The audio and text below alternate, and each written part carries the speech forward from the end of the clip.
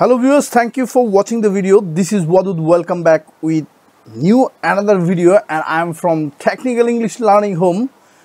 আজকে আমি আপনাদেরকে দেখানোর চেষ্টা করব সবচেয়ে সহজ উপায়ে কিভাবে বাংলা থেকে ইংরেজিতে ট্রান্সলেশন করতে পারবেন এবং প্রত্যেকটা ট্রান্সলেশনে কিভাবে টেকনিক দিয়ে ইউজ করবেন and you won't have to memorize a lot of English structure. You just watch and find the best way to make Bengali to English. So এখানে লক্ষ্য করেন, এখানে লেখা আছে আপনাদেরকে আজকে আমি যেই জিনিসগুলো দেখাবো দেখেন, ইউজ টু এইটা এবং অ্যামিজার ইউজ টু এটা প্রত্যেকটা পরীক্ষাতে আসে এবং এটার বাংলা সহ আমি আপনাদেরকে গ্রামার সহ এখানে বোঝানোর চেষ্টা করব শর্টকাট ওয়েতে, যেন দেখা মাত্রই আপনারা বুঝতে পারেন এবং পরীক্ষায় যে কোনো পরীক্ষায় আসলে সেটা অ্যান্সার করতে পারেন। দেখেন, ইউজ টু অর্থ হচ্ছে ততাম, যেটা অতীতের অভ্যাস। আবার এখানে আছে অ্যামিজার ইউজ টু, সেটা হচ্ছে অভ্যস্ত, যেমন আমি গান গাইতে অভ্যস্ত, আমি ইংরেজি বলতে অভ্যস্ত, আমি একা থাকতে অভ্যস্ত, এরকমভাবে। এরপর লক্ষ্য করেন অর্থ হচ্ছে উচিত, যেটা সুরের সমার্থক। তবে সুর আর টু এর ডিফারেন্ট হচ্ছে, সুর হচ্ছে আপনি নর্মালি যে কারোর সাথে বলতে পারবেন, বাট টু আপনাকে ব্যবহার করতে হবে আপনার আপার লেভেল অথবা রেসপেক্টেড পারসন যারা আছে তাদের সাথে যদি কথা বলেন, তাহলে উচিতের ক্ষেত্রে টু ব্যবহার করতে হবে। এরপর লক্ষ্য করেন হ্যাভ টু, হ্যাজ টু এর অর্থ তে হয়, যেমন আমাকে যাইতে হয়, আই হ্যাভ টু গো, আমাকে এক্ষুনি যেতে হবে, এরকম বোঝাইলেও আপনি বলতে পারবেন আই হ্যাভ টু গো, আমাকে যেতে হবে। এরপরে আমি বিস্তারিত প্রত্যেকটা উদাহরণ দিব এবং একটা একটা করে বাক্য আমি আপনাদেরকে দিব। সেই বাক্যগুলো আপনাকে অবশ্যই কমেন্টে দিবেন এবং এমনভাবে আপনারা এঙ্গেজমেন্ট রাখবেন এবং কমেন্টে দিবেন আপনারা কোন জিনিসটা বুঝতে পারতেছেন, কোনটা পারতেছেন না, অথবা আপনাদের কোনটা দরকার। যেহেতু আমি এখন আবার রেগুলার আপনাদেরকে ভিডিও দিব, তাই it's an utmost request to everyone, comment করবেন, লাইক করবেন, শেয়ার করবেন এবং সাবস্ক্রাইব করে পাশে থাকার সুযোগ দিবেন। দেখেন, উইল হ্যাভ টু, এরপর আছে হ্যাড টু অর্থ হচ্ছে তে হয়েছিল, তে হতো। দেখেন, হ্যাভ টু হ্যাজ টুর অতীতকাল হচ্ছে তে হয়ের অতীতকাল ছিল দিলেই অতীতকাল হয়ে যায়, তাই তে হয়েছিল, আর তে হবের জায়গায় হলো তে হতো। এরপর এখন উইল হ্যাভ টু, তে হবে, যেটা ভবিষ্যতে, যেমন আমাকে যেতে হবে, এটা কিন্তু আপনি 3 মাস পরে যেতে হবে এরকম বোঝাবে না, ভবিষ্যতে যেতে হবে এরকম বোঝাবে না। তাহলে আমাকে যেতে হবে কি, আপনি বলতে পারবেন আই হ্যাভ টু গো। কিন্তু যদি এটা অনেক পরে যেতে, যেমন আমাকে ইংরেজি শিখতে হবে, আপনি 2 দিনে শিখে ফেলবেন না, অবশ্যই পরে শিখতে হবে, এই ক্ষেত্রে আপনাকে বলতে হবে will have to, I will have to go. এখন দেখেন আবার আছে would have to. So what is the difference? Will have to, would have to, তে হবে, এখানেও তে হবে আছে, এখানেও তে হবে আছে। So what is the difference? ডিফারেন্সটা কি আমি আপনাদেরকে উদাহরণের মাধ্যমে প্রত্যেকটা জিনিস বোঝানোর চেষ্টা করব এবং কিভাবে শর্টকাট ওয়েতে ট্রান্সলেট করবেন, কিভাবে বুঝতে পারবেন কখন কোন জায়গায় কোন সাহায্যকারী পারবে, আমি A to Z আপনাদের তুলে ধরার চেষ্টা করব। সো গাইস, আমি এখানে দেখানোর চেষ্টা করলাম ইউজ টু অর্থ হচ্ছে তো তাম। যেমন এখানে লক্ষ্য করেন, এখানে লেখা আছে কি, আমি প্রত্যেক দিন সকালে হাঁটতাম। মনে রাখবেন, এই যে প্রথম সাবজেক্ট আছে আমি এবং সবার শেষে থাকবে কাজ, কিংবা যেখানেই থাকুক আপনারা সব বাংলাতে চিন্তা করলে প্রথমেই সাবজেক্ট আর কাজটা আমি হাঁটতাম। তো এখানে দেখেন তাম এখানে দেখা যাইতেছে, যদি তাম থাকে তাহলে আপনাকে কি ব্যবহার করতে হবে? তাম থাকলে আপনাকে ব্যবহার করতে হবে ইউজ টু। এবং আপনি সকালে হাঁটতেন, এটা একদিন হাঁটতেন না, এটা আপনার রেগুলার অভ্যাস ছিল, তাহলে আপনাকে বলতে হবে আই ইউজ টু, আমি হাঁটতাম, হাঁটা ইংরেজি কি? Walk. I use to walk. এখন কখন হাঁটতেন? ইন দ্য মর্নিং এভরিডে, অথবা প্রথমে দিতে পারবেন everyday I use to walk. সময় মনে রাখবেন, সবার প্রথমে দিতে পারবেন অথবা সবার শেষেও দিতে পারবেন, এটা আপনার উপর ডিপেন্ড করে। যদি সাবজেক্ট আগে দেন এরকম একটা কমা দিয়ে দেবেন, everyday I use to walk in the morning, অথবা I use to walk in the morning. প্রত্যেক দিন আমি 5টায় ঘুম থেকে উঠতাম। যদি এইটা বলেন তাহলে এটার ইংরেজি কী হবে? প্রত্যেক দিন সকালে 5টায় আমি ঘুম থেকে উঠতাম। এটার ইংরেজি কি? যদি আপনারা বুঝতে থাকেন যে তাম অর্থ ইউজ টু, তাহলে আপনারা ইংরেজিতে দেওয়ার চেষ্টা করবেন। প্রত্যেকটার সাথে আমি একটা একটা বাক্য দিব, আপনারা আমার সাথে সাথে চেষ্টা করবেন। যদি আপনারা রেগুলার এঙ্গেজমেন্ট করেন, আমি কথা দিচ্ছি আপনাদের কোথাও গিয়ে ইংরেজি শিখতে হবে না, টোটালি ফ্রি এখান থেকে শিখতে পারবেন। আমি আমার বন্ধুদের সাথে স্কুলে যেতাম। দেখেন আমি, এরপর দেখেন লাস্টে আছে কাজ, যেতাম। আর যেহেতু এখানে তাম আছে, তাম থাকলে আপনাকে ব্যবহার করতে হবে কি? Use to. তাহলে আমি আমার বন্ধুদের সাথে স্কুলে যেতাম, রেগুলার যেতাম, অতীতকালে এটা আমার অভ্যাস ছিল, আমি একা যাইতাম না, আমার বন্ধুদের সাথে যেতাম, এরকম বোঝালে আপনি ব্যবহার করবেন ইউজ টু। আর ইউজ টুর পরে মূল ভার্ব হয়, কিন্তু am is R use to, যেটা পরবর্তীতে আমি আপনাদেরকে দেখাবো, সেটার ক্ষেত্রে আইএনজি হবে। কিন্তু এরকম ইউজ টু থাকলে আই ইউজ টু যাওয়া ইংরেজি কি go, I use to go মানে আমি যাইতাম। কোথায় যাইতেন? টু স্কুল, শুধু স্কুলে না, টু স্কুল হবে, স্কুলে যেহেতু আছে। আমার বন্ধুদের সাথে উইথ মাই ফ্রেন্ড, আমি আমার বন্ধুদের সাথে স্কুলে যেতাম। তাহলে দেখেন I use to go to school with my friend. I use to গো, দেখেন আমি যাইতাম, আগে সবসময় সাবজেক্ট আর কাজ নেবেন বাংলাতে, এরপর আপনি আমি যাইতাম তাম দেখে কাজের শেষে দেখে ইউজ টু নিলেন। আই ইউজ টু গো, কোথায় যাইতেন? টু স্কুল, কার সাথে যাইতেন? With my friend. এখন এই বাক্যটা আমি আপনাদেরকে একটা দেই, আমরা প্রায়ই ঝগড়া করতাম বন্ধুদের সাথে, অথবা আমি গাছ থেকে আম চুরি করতাম, আমি বাগান থেকে আম চুরি করতাম, আমার বন্ধুদের সাথে আমরা আম চুরি করতাম। এই বাক্যটা ইংরেজি কি? আপনারা এটা কমেন্টে দেওয়ার চেষ্টা করবেন।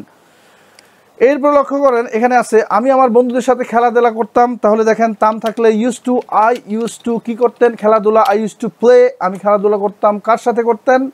উইথ মাই ফ্রেন্ড, আমি বন্ধুদের সাথে খেলাধুলা করতাম। এখন একইভাবে যদি আমি বলি আমি আমার বন্ধুদের সাথে ঝগড়া করতাম, তাহলে এই বাক্যটা আপনারা ইংরেজি দিবেন আমি প্রায়শই প্রেমে পড়তাম। প্রেমে পড়া মানে হচ্ছে ফল ইন লাভ, তো ইউজ টু দিয়ে বসাবেন। ইউজ টু ফলিং, এইটা আপনারা কমেন্টে দিবেন, ইউজ টু ফল নাকি ইউজ টু ফলিং। এটা কিন্তু গ্রামার বাক্যে ভাবে আসে, আমি দ্বিতীয়টাতে আপনাদের এইখানে আমি যার ইউজ টুতে আপনাদেরকে এটা বুঝিয়ে দিব, ঠিক আছে? তাহলে আমি প্রায়শই প্রেমে পড়তাম, প্রেমে পড়া হচ্ছে ফল ইন লাভ, কারণ এটা আমার অভ্যাস ছিল, অনেকের অভ্যাস থাকে, সেই কারণে আপনারা ইউজ টু দিয়ে ব্যবহার করবেন। এখন দেখেন am is are use to, am is are use to এর অর্থ হচ্ছে অভ্যস্ত, আমি একটা কাজ করতে অভ্যস্ত। যেমন আমি ঢাকায় থাকতে অভ্যস্ত, মানে আমি ঢাকায় বাস করতে অভ্যস্ত, তাহলে আমি অভ্যস্ত এটাকে নেবেন I am use to, I am use to. এখন আমরা ইউজ টুর পরে জানতাম কি হয়, থাকা মানে কি live, I use to live, আমি বাস করতাম, এরকম হলে আই ইউজ টু লিভ বলবেন। যখনই এখানে am is R use to অথবা ওয়াজ ওয়ার ইউজ টু, এই জায়গায় লক্ষ্য করবেন, যখনই এখানে am is R use to অথবা ওয়াজ ওয়ার ইউজ টু আইসা যাবে, তখনই আপনাকে বুঝতে হবে এইটার সাথে আইএনজি হবে, আর এটাই গ্রামার সেন্স, ঠিক আছে? ইউজ টু থাকলে মূল ভার্ব, আর am is R use to থাকলে আইএনজি, আর Bangla am is R use to থাকলে সেটা হবে অভ্যস্ত। আই এম ইউজ টু, আমি অভ্যস্ত কি করতে অভ্যস্ত, এখানে বসাবেন আইএনজি দিয়ে। I am use to living in Dhaka, আমি গ্রামে থাকতে অভ্যস্ত, তাহলে এটার ইংলিশ কী করবেন? আপনারা উত্তর দিবেন ইউজ টু লিভ না ইউজ টু লিভিং হবে। যদি আপনি অভ্যস্ত বুঝান, অ্যামিজার ইউজ টু ইউজ করেন, তাহলে অবশ্যই আপনাকে আইএনজি ইউজ করতে হবে। তো আপনাদের জন্য যেটা দিলাম, আপনারা লিখবেন যে আমি গ্রামে থাকতে অভ্যস্ত, এটার ইংলিশ করবেন। এরপর দেখেন সে ইংরেজিতে কথা বলতে অভ্যস্ত, তাহলে আগে আপনাকে কী করবেন? প্রথমটা নেন সে মানে হি, শেষের থেকে নেন অভ্যস্ত, তাহলে হি ইউজ টু। এখন যেটাই বসাবেন ইংরেজিতে কথা বলা ইংরেজি কি, এটা আইএনজি হয়ে যাবে। আর ইউজ টু ব্যবহার করলে, শুধু ইউজ টু থাকলে স্পিক হইতো, আর যেহেতু এখানে am is R use to, তাহলে he is use to speaking English, he is use to speaking English, সে ইংরেজিতে কথা বলতে অভ্যস্ত। তো আপনারা যদি এই বাক্যটাকে বলেন সে ইংরেজিতে কথা বলতে অভ্যস্ত না, সে কি ইংরেজিতে কথা বলতে অভ্যস্ত, তারা কিভাবে ইংরেজিতে কথা বলতে অভ্যস্ত, তারা কখন ইংরেজিতে কথা বলতে অভ্যস্ত, এইভাবে আপনারা প্র্যাকটিস করবেন। এরপর দেখেন তারা মানুষের সাথে ভালো আচরণ করতে অভ্যস্ত না, তাহলে তারা অভ্যস্ত না, আমি এখানে ইংলিশ লিখব কি, they are not use to, এখন আইএনজি হবে বিহেভ, বিহেভের সাথে আইএনজি দিবেন। They are not use to behaving, ভালো আচরণ মানে বিহেভ ওয়েল, তো এখানে আমরা আইএনজি ব্যবহার করছি গ্রামাটিক্যাল অ্যামিজার ইউজ টু থাকার কারণে। They are not use to behaving well with people, আপনি ম্যানও লিখতে পারবেন। ছেলেটি সারাদিন লেখাপড়া করতে অভ্যস্ত, তাহলে ছেলেটি অভ্যস্ত, the boy is use two, এরপর কী ব্যবহার করবেন আপনারা কমেন্টে উত্তর দিবেন অবশ্যই। নেক্সট ওয়ান দেখেন আমরা এখানে লিখছি, তাহলে আমরা এখানে যেটা ডিফারেন্সটা পাইছি এটা কি, যেটা আপনার প্রশ্নে আসবে, যদি কখনো অ্যামিজার বা অজওয়ার থাকে সাথে ইউজ টুর, তাহলে আপনাকে আইএনজি দিতে হবে, আর যদি এম ইজ এর অজয়ের না থাকে তাহলে মূল ভার্ব হবে। এটাই বিভিন্ন বিসিএস কোয়েশ্চেন বলেন, জব কোয়েশ্চেনে সবসময় আসে, আপনারা এটার দিকে একটু লক্ষ্য রাখবেন, ইন ফিউচার আপনাদের কাজে লাগতে পারে। নেক্সট ওয়ান দেখেন, অট টু অর্থ হচ্ছে উচিত। আমরা জানি উচিত অর্থ শুড, কিন্তু অর্থ হচ্ছে আপনার অভিভাবকদের সাথে কথা বলার জন্য যাকে রেসপেক্ট করতে হবে, যেই জায়গায় রেসপেক্টের সহিত কথা বলতে হবে, ওই জায়গায় আপনারা অট টু ইউজ করবেন। ঠিক আছে, এটা হাইলি ফর্মাল ইংলিশ, এই জন্যে আপনারা মনে রাখবেন। তবে সব ক্ষেত্রে শুডের ইউজই আমরা করি, কিন্তু আপনি যদি বুঝতে পারেন যে আপনার এখানে রেসপেক্ট করা উচিত, we ought to respect our government, we ought to respect our parents, আপনি এইভাবে বলতে পারবেন। তোমার অভিভাবকের কথা শোনা উচিত, তাহলে তোমার শোনা উচিত আমরা লিখতাম ইউ শুড, আর এখানে লিখলাম কি ইউ অট টু লিসেন। শুনতে পারা ইংরেজি কি listen. You ought to listen to, কার কথা শোনা উচিত, অভিভাবক, your guardian. You ought to respect your guardian. এখন আপনি শুড না শুডও ব্যবহার করতে পারবেন, অর্থ ব্যবহার করতে পারেন, শুড সব জায়গায় ব্যবহার করতে পারবেন। অর্থ হচ্ছে হাইলি রেসপেক্টেবল কোনো এরিয়া থাকলে ওই জায়গায় আপনি ইউজ করবেন। এখন দেখেন, আমাদের পিতামাতাকে সম্মান করা উচিত। একইভাবে আপনি যখন চিন্তা করবেন এটা পিতামাতা, তাহলে অবশ্যই আমরা বলতে পারবো উই শুড। এখন এটা সব জায়গায় ব্যবহার করতে পারেন, কিন্তু এই জায়গায় ওই অর্থ। এখন আমাদের বাচ্চাদেরকে ভালোবাসা উচিত, we should love our country, এখানে যদি উই অট টু লাভ, তাহলে কেমন শোনা যায়। তো এই জন্যে আপনারা উই অট টু সম্মান করা ইংরেজি কি রেসপেক্ট, তাহলে we ought to respect our parents. তোমাদের শিক্ষকদের উপদেশ মান্য করা উচিত, তাহলে অট টু অর্থ উচিত, তোমাদের মানে you ought to respect your teachers, your teachers advice. তোমার দেশের মানুষকে ভালোবাসা উচিত, তাহলে এই ক্ষেত্রে আপনাকে কি করতে হবে, অর্থ দিয়ে আপনাকে কমেন্টে দিতে হবে। সো এইটা আপনারা কমেন্টে দিবেন। নেক্সট ওয়ান দেখেন, এখানে আছে have to, has to, have to, has to, এর অর্থ হচ্ছে তে হয়, তে হবে। আমাকে বাসের জন্য অপেক্ষা করতে হয়, দেখেন তে হয় অর্থ হচ্ছে হ্যাভ টু, হ্যাজ টু। আবার একই ক্ষেত্রে যদি একটু পরেই করতে হবে এরকম বোঝায়, তাহলে সেই ক্ষেত্রে আপনাকে বলতে হবে হ্যাভ টু, হ্যাজ টু দিয়ে কাজ চালাতে পারবেন, যে আমাকে যেতে হবে, আই হ্যাভ টু গো নাও, আমাকে যেতে হয়, আই হ্যাভ টু গো। দুইটাই কিন্তু আপনারা হ্যাভ টু, হ্যাজ টু দিয়ে ব্যবহার করতে পারবেন। তো এখানে দেখেন, এখানে রুল কোনটা, যে কোনো কাজের শেষে সবসময় রুল বের করতে হবে। দেখেন এটা হচ্ছে অপেক্ষা করা হচ্ছে মূল কাজ, তো আমি কাজের শেষে পাইলাম তে হয়, আর আপনারা জানেন তে হয় মানে হ্যাভ টু, হ্যাজ টু। যেহেতু আমাকে অপেক্ষা করতে হবে বা হয়, আই হ্যাভ টু ওয়েট, আমাকে অপেক্ষা করতে হবে কিসের জন্য, ফর বাস, আমাকে বাসের জন্য অপেক্ষা করতে হয় বা অপেক্ষা করতে হবে। এখন দেখেন আই হ্যাভ টু, এটাকে আপনি আমাকে বাসের জন্য অপেক্ষা করতে হবে না, হ্যাভ টু নেগেটিভ করলে ডু নট হ্যাভ টু দিয়ে করতে পারবেন। আর যদি আমাকে কি বাসের জন্য অপেক্ষা, do I have to wait, এই দুইটা জিনিস আপনারা বাক্যে দেওয়ার চেষ্টা করবেন, প্রশ্ন করে নিজে নিজে, কেন আমাকে অপেক্ষা করতে হবে, why do I have two, এইভাবে প্রশ্ন করতে হবে। যদি আপনারা পারেন তাহলে অবশ্যই এটার আনসারটা দিবেন, আমি দেখতে চাই। না হলে do not have to, does not have to, did not have to, এগুলো কি আপনাদের দরকার আছে, নাকি আপনারা সব বুঝেন যে কখন হ্যাভ টু থেকে ডু নট হ্যাভ টু হয়, ডোন্ট হ্যাভ টু হয়, কীভাবে প্রশ্ন করলে হ্যাভ আই টু হয় না, ডু আই হ্যাভ টু হয়, ডিড আই হ্যাভ টু হয়, ডাজ হি হ্যাভ টু হয়। যদি do not have to, does not have to, did not have to সম্পর্কে আপনাদের ক্লিয়ার ধারণা না থাকে, তাহলে নিচে কমেন্টে জানাবেন, আমি আপনাদেরকে এখানে দেখিয়ে দিব। আর প্রত্যেককেই বলতেছি, আপনাদের যেই যেই ভিডিওগুলো যেটা যেটা প্রবলেম আমি সেটাই তৈরি করে দিব, সুতরাং আপনারা আমার পাশে থাকবেন। এরপর লক্ষ্য করেন, আমাকে এক্ষুনি বাড়ি যেতে হবে, এক্ষুনি যেতে হবে, তাহলে আই হ্যাভ টু দিয়ে বলতে পারবেন, আই হ্যাভ টু, যাওয়া মানে কি go, I have to go, I have to go, এখনই বাড়ি যেতে হবে, কোথায়, I have to go home, আমাকে বাড়ি যেতে হবে, এখানে অ্যাট হোম বলার দরকার নেই, শুধু বাড়ি আছে, এখানে হোম। বাংলাদেশের খেলোয়াড়দের কঠোর পরিশ্রম করতে হবে, যেহেতু এখানে তে হবে আছে, তে হবে থাকলে আপনাকে কি ব্যবহার করতে হবে, হ্যাভ টু অথবা হ্যাজ টু।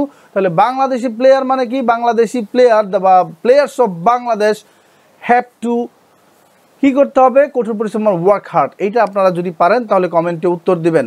একদিন না একদিন, এইটা আরও সুন্দর একটা জিনিস, একদিন না একদিন তোমাকে প্রেমে পড়তে হবে।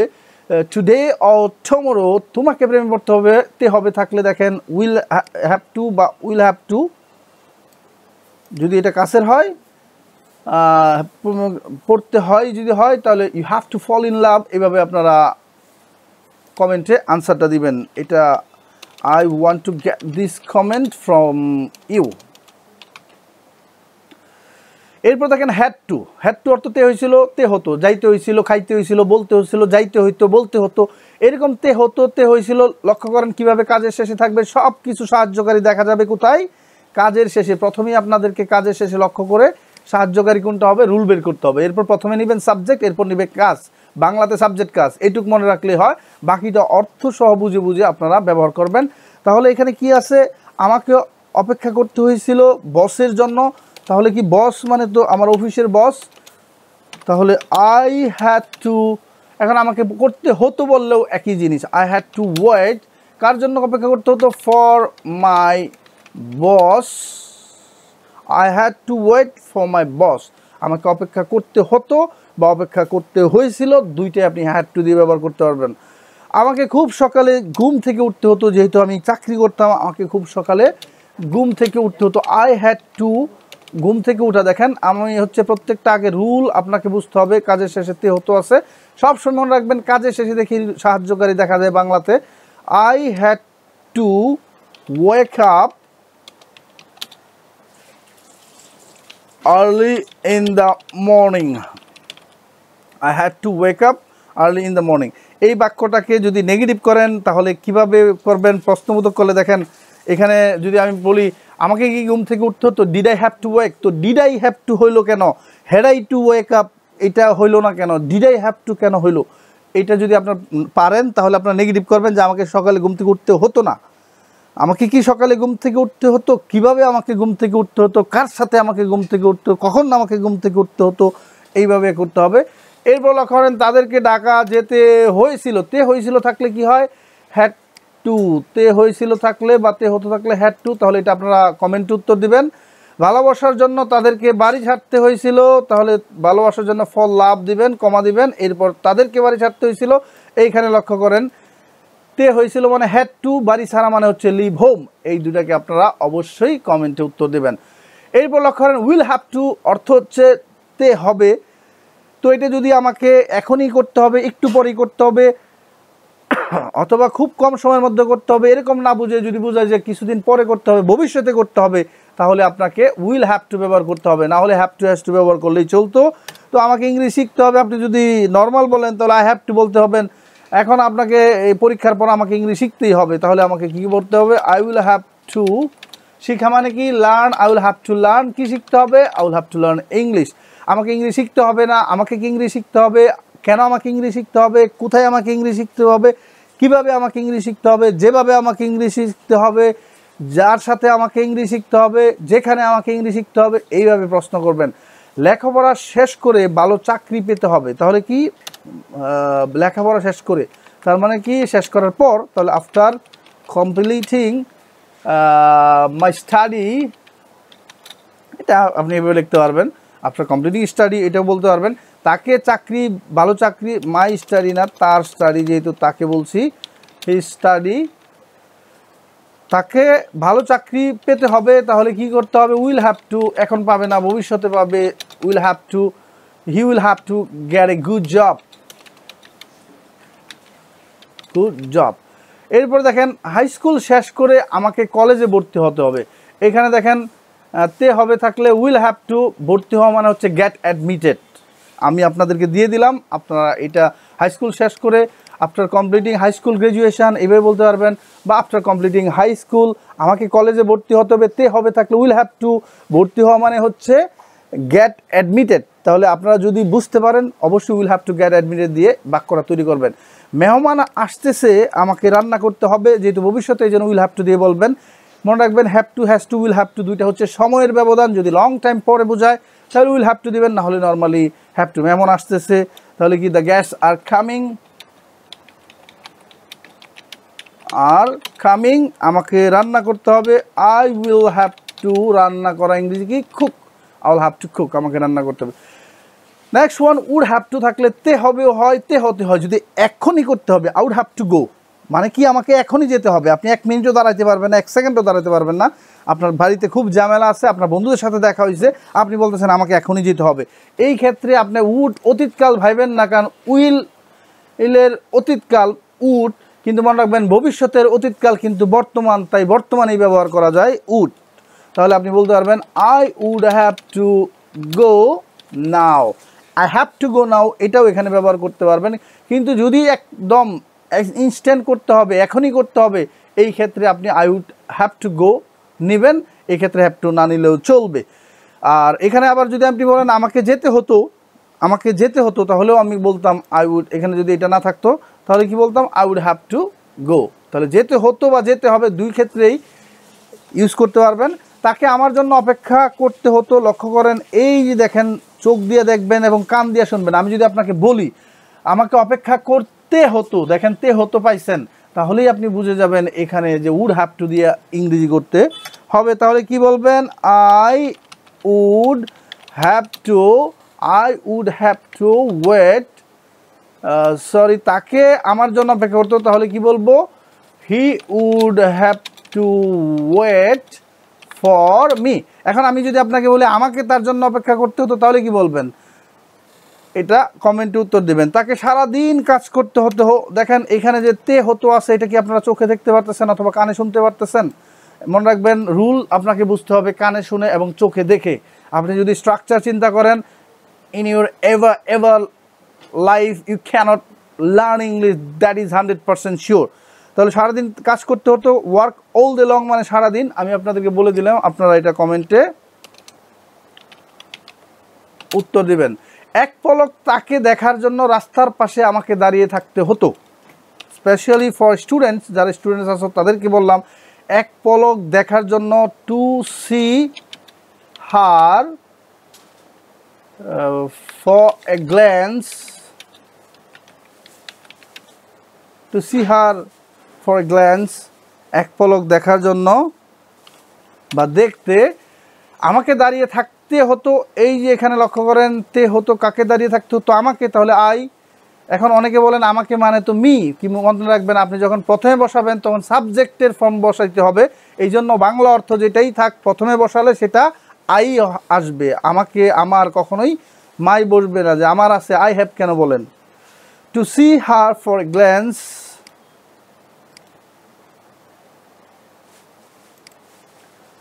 আমাকে দাঁড়িয়ে থাকতে হতো, এইটাকে আপনারা বাকি অংশটুকু আপনারা কমেন্টে দিয়ে দেবেন। So guys, this will do for the day and wait for the next classes. আপনাদের যদি কোনো কিছু এই ভিডিওগুলো দেখে যদি আপনাদের উপকার হয় এবং আপনারা যদি মনে করেন যে এই ক্লাসটা আপনাদের কাছে ভালো লাগছে, তাহলে আমাকে অবশ্যই লাইক, কমেন্ট এবং শেয়ার করবেন। এগুলো না করলে, এটা মনে রাখবেন ইউটিউব একটা অটোমেশন সিস্টেম, আপনি যদি এটার সাথে এঙ্গেজমেন্ট না থাকেন তাহলে তারা আমাকে এটা অন্যদের কাছে ছড়িয়ে দিবে না। So it is requesting everyone, আপনাদের কাছে রিকোয়েস্ট, আপনারা যেই জিনিসটাই না পারবেন সেটা আমাকে নিচে কমেন্টে দিবেন যে আপনাদের কোন কোন ভিডিওগুলো দরকার। আর আপনারা অবশ্যই এই জায়গা থেকে ভিডিওটা দেখে বুঝতে পারছেন কিনা আমাকে কমেন্টে জানাবেন। সো গাইস, ভালো থাকবেন, কমেন্টে উত্তর দিবেন। আসসালামু আলাইকুম, আল্লাহ হাফেজ।